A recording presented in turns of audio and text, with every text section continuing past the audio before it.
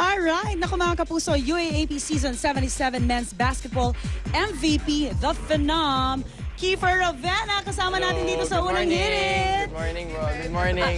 Higante ng Unang Hirit versus Higante ng Ateneo. Magandang umaga and congratulations, Kiefer. Thank you. MVP. Alam mo, tanungin kita, syempre, ikaw ang MVP. Pero yung, medyo yung koponan mo hindi nakapasok eh. Oo, ano yan? Well, siguro we fell short lang, kapos lang ng isang game.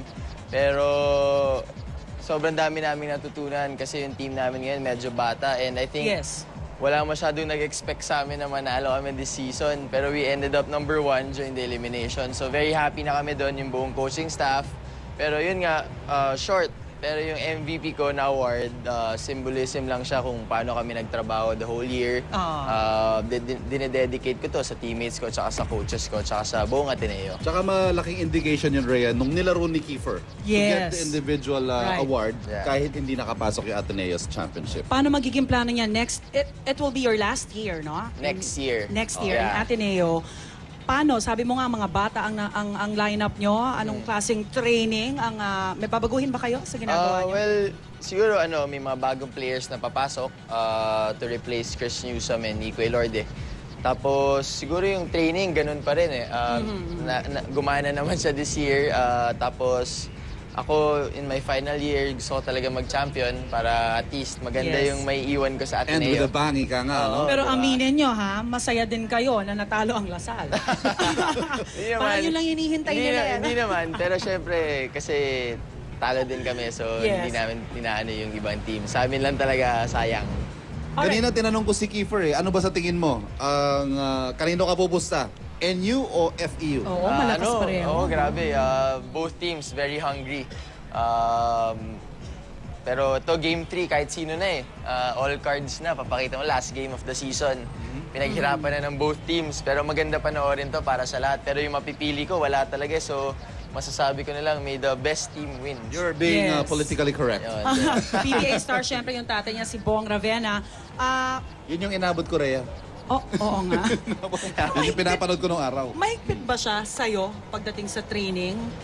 Nung bata ako, medyo... Ilang taon ka ba nag-umpisang i-trainee, tatay? Nagsimula ako ng 4 years old eh. 4 years old. So medyo maaga ako nagsimula. Nung bata ako talagang tutok na tutok si Papa sa akin. Nung tumanda na ako, nandun pa rin, guidance. Pero of course, pinapaubaya niya na sa mga coaches ko kung ano yung mga kailangan kong gawin. Ngayon, nakafocus naman siya sa younger brother ko na si 30 na teammate ko ngayon sa Ateneo. So, para mas ma-improve niya pa yung sarili niya at saka ako rin, tumutulong na rin ako sa Kiefer, kanya. paano mo napagsasabay? I understand, graduating ka na. Anong course mo nga? Comtech Management. Comtech Management. So ito hong si Kiefer, hindi lang siya basketballista, kundi talaga nag-aaral din. Paano mo napagsasabay? Anong klaseng disiplina ang kailangan para siguro, maging top athlete and a student as well? Yun nga, sabi nyo, disiplina, yung sacrifice, dedication lang din sa ginagawa mo. Siguro yun nga, pag mahal mo yung ginagawa mo, gagawin mo talaga lahat. Tapos, may mga bagay lang talaga na kailangan mo i-sacrifice eh.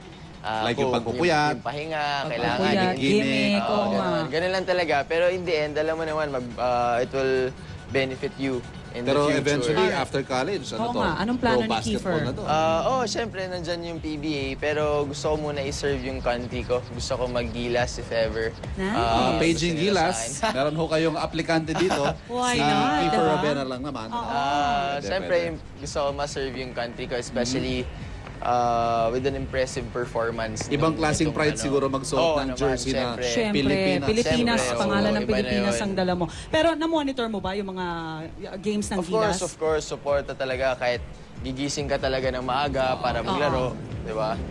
Alright, so eto na mga kapuso, meron tayong challenge sa mga higante ngayong umaga. Sa loob ng 30 seconds, ilan kaya ang kanyang masushoot si Kiefer versus Ivan? So, ay, hindi.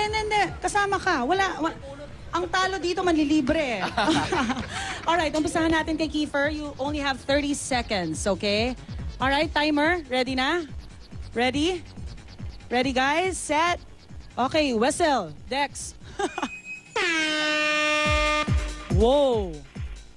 2, 3, 4, 5, 6. Grabe. 7. Swak na swak eh. Parang sinasabotahin. Binabagalan yung pagbigay ng bola eh. Nako, ilan? Ilan? 10. Parang natunganga lahat, natulala lahat. 10. Okay. Ivan, doon ka sa pwesto ni Kiefer. Huwag kang mandaraya. Doon ka. Abot ng bola. Ivan, you have 30 seconds to beat 10, no? 10. 10, Keith. Oh, dapat ganun ang pwesto mo eh. Go. Alright.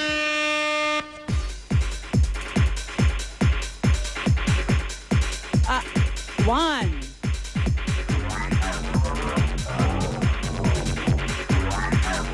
2. 3. Konting bilis pa, bro.